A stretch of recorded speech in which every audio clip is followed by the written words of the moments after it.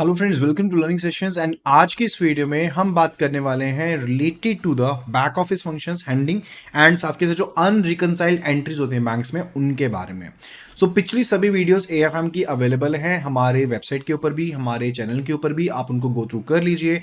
And further if you want to get access to all the 4 papers PDFs free of cost, तो simply आपको हमारी website jaib.learningsessions.in पर जाकर के आपको वहां पर क्या कर लेना है, साइन अप कर लेना, which is free of cost. And उसके बाद आप पीडीएफ सेक्शन में जाएंगे, वहां पर चारों पेपर्स की आप पीडीएफ्स को एक्सेस कर पाएंगे।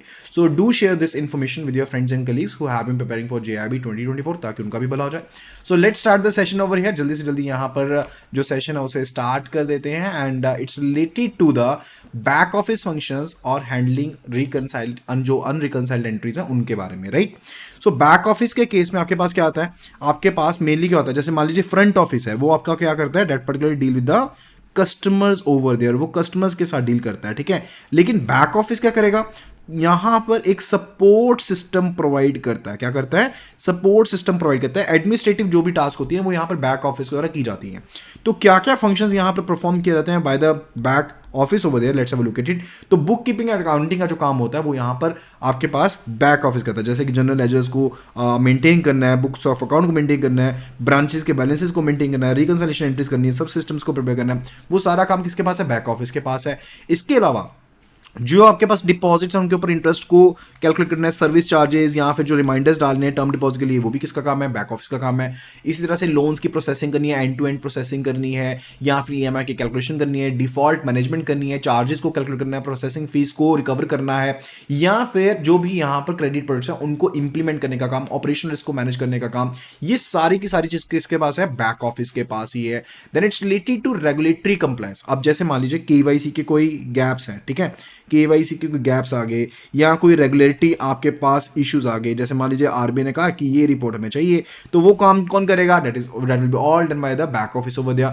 इसके अलावा ई बैंकिंग की ट्रांजेक्शन, चाहे एटीएम ट्रांजेक्शन हो गई, कार्ड बेस्ड ट्रांजेक्शन हो गई, इंटरनेट बैंकिंग, मोबाइल बैंकिंग को मैनेज करने का काम, ये भी बैक ऑफिस का है। And further reconciliation of the bank accounts. अब बैंक्स को क्या करना पड़ता है, रिजर्व बैंक ऑफ इंडिया के पास अकाउंट मेंटेन करना पड़ता है, करंट अकाउंट मेंटेन करना पड़ता है, subsidiary general ledger account maintain करना पड़ता है। अब इसमें कितना बैलेंस यहां पर मेंटेन रहना चाहिए, एंड फर्दर इनकी रिकंसिलिएशन एंड क्या पर्पसेस थे, एंट्रीज की डिटेलिंग, ये वो सब चीजें किसको मैनेज करनी पड़ेंगी, वो यहां पर बैक ऑफिस को मेंटेन करनी पड़ेगी। इसके अलावा एक चीज को समझिएगा कि यहां पर सीआरआर यानी कि कैश रिजर्व रेशियो, जो कि section 42 of the subsection 1 of the reserve bank of India act में डिफाइंड है, एंड इसी तरह से एसएलआर यानी कि स्टैट्यूटरी लिक्विडिटी रेशियो, जो कि section 24 of the banking regulation act में डिफाइंड है। अब उनके हिसाब से जो आपको स्टैट्यूटरी गाइडलाइंस के हिसाब से बैलेंस को मेंटेन करना है, वो भी काम कौन करेगा, बैक ऑफिस ही करेगा।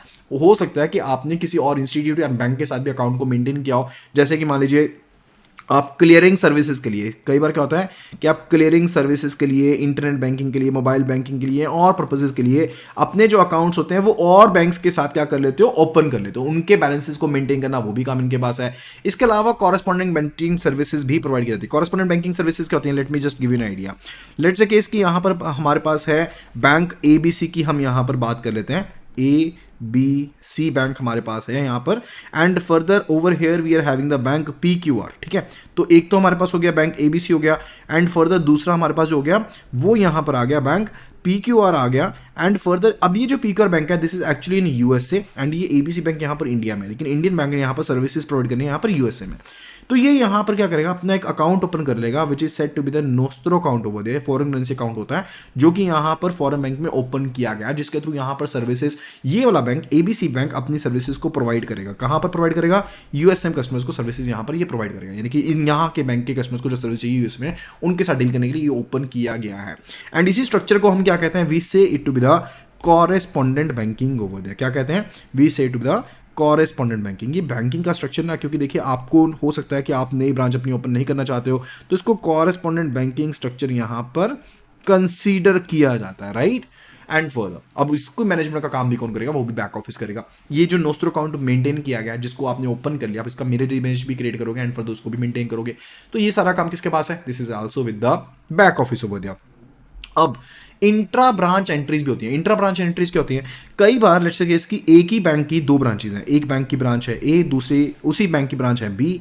अब इन्होंने आपस में कोई लेन देन किया, लेन देन कैसा हो सकता है, लेट्स से केस की एक ड्राफ्ट इशू किया गया, ठीक है, ड्राफ्ट इशू किया गया। अब उसके केस में बैंक ए ने ड्राफ्ट इशू किया तो इसने कस्टमर के अकाउंट को क्या कर दिया, डेबिट कर दिया। एंड फर्दर जो इंटर बैंक आपका इंटर ब्रांच अकाउंट था, ठीक है, उसको क्या कर दिया, उसको इन्होंने क्रेडिट कर दिया। अल्टीमेटली यहां पर जब पेमेंट ब्रांच बी की तरफ की जाएगी तो ब्रांच बी जो होगी इस इंटर सोल अकाउंट को क्या कर देगी, डेबिट कर देगी। एंड फर्दर कैश को क्रेडिट करते हुए बैलेंसेस जो है वो उसको पे कर देगी, यानी कि कस्टमर के अकाउंट को क्रेडिट कर देगी। ठीक है, तो ये यहां पर स्ट्रक्चर रहता है। अब इसमें क्या हुआ, एक अकाउंट जो था वो यहां पर इसका इन्वॉल्व था, दूसरा अकाउंट जो था यहां पर इसका इन्वॉल्व था, तो इंट्रा ब्रांच एंट्रीज इस हिसाब से होती हैं। सो बैंक की ब्रांचेस की एंट्रीज आपस में भी हो सकती हैं एंड साथ के साथ हेड ऑफिस के साथ भी यहां पर हो सकती हैं। तो उनको मेंटेन करने का काम किसका है, वो भी बैक ऑफिस का काम है। And for the inter branch office entries भी हो सकती हैं, यानी कि एक दूसरी ब्रांच के साथ भी हो सकती हैं। तो ओरिजिनेशन, रिस्पॉन्स, रिवर्सल, उनका सारी की चीजें मेंटेन करना वो किसका काम होगा, that is with the back office over there. तो major type of inter office आपकी डेबिट एंट्रीज कौन सी हो सकती हैं, जैसे मान लीजिए आपने इंस्ट्रूमेंट इशू किए, कौन सा इंस्ट्रूमेंट किया आपने, रिमिटेंस इंस्ट्रूमेंट इशू किए, अपने ड्राफ्ट इशू किए गए, या फिर आपने रिमिटेंस इंस्ट्रूमेंट्स इशू किए, ठीक है, उनकी पेमेंट करी है, या फिर आपको प्रोसीड जो मिली थी आपने उनको पर्टिकुलरली मेंटेन किया, उनकी क्लियरिंग करनी है। एटीएम ट्रांजेक्शंस हैं, या नेफ्ट की ईसीएस आरटीजीएस ट्रांजेक्शंस हैं, या फिर और कोई इंस्ट्रूमेंट्स है जैसे गिफ्ट चेक हो गए, ट्रैवल चेक हो गए, बैंकर चेक हो गए, डिविडेंड हो गए, रीपर्चेज वारंट हो गए, इनकी पेमेंट की गई, जिसमें particularly mainly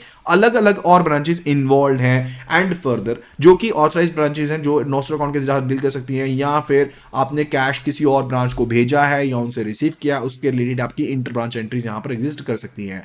and moreover it's related to, it could be related to intermediaries involve. Intermediaries मतलब कि जैसे मान लीजिए कि आप ऑनलाइन शॉपिंग कर रहे हो एंड फॉर वहां पर पेमेंट गेटवेज इन्वॉल्व है, क्या है वहां पर इन्वॉल्व है, पेमेंट गेटवेज इन्वॉल्व है। पेमेंट गेटवे क्या होता है, यानी कि आपके पास एक वे आउट होता है।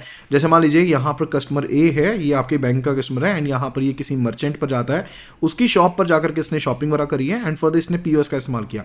अब पेमेंट डायरेक्टली नहीं होगी, पेमेंट यहाँ पर इस पेमेंट गेटवे के थ्रू जाएगी एंड फर्दर उसके बाद यहाँ पर ये आपके बैंक सर्वर से कनेक्टेड होएगी एंड फर्दर वहां पर पेमेंट होगी। तो इस तरह की जो एंट्रीज होती हैं उनकी रिकंसिलिएशन का काम भी बैक ऑफिस के पास रहता है। मिल जुलाकर कह लें तो कस्टमर डीलिंग को छोड़ करके जो बाकी के सभी काम है वो यहाँ पर बैक ऑफिस के पास रहने वाले हैं। सो आई होप कि आपको यहाँ पर इस वीडियो का कंटेंट जो है वो यहाँ पर अच्छा लगा होगा। अगर आपको ये वीडियो पसंद आई है तो फटाफट से वीडियो को यहाँ पर रेट कर दीजिए आउट ऑफ 10, फटाफट से वीडियो को रेट कर देना है।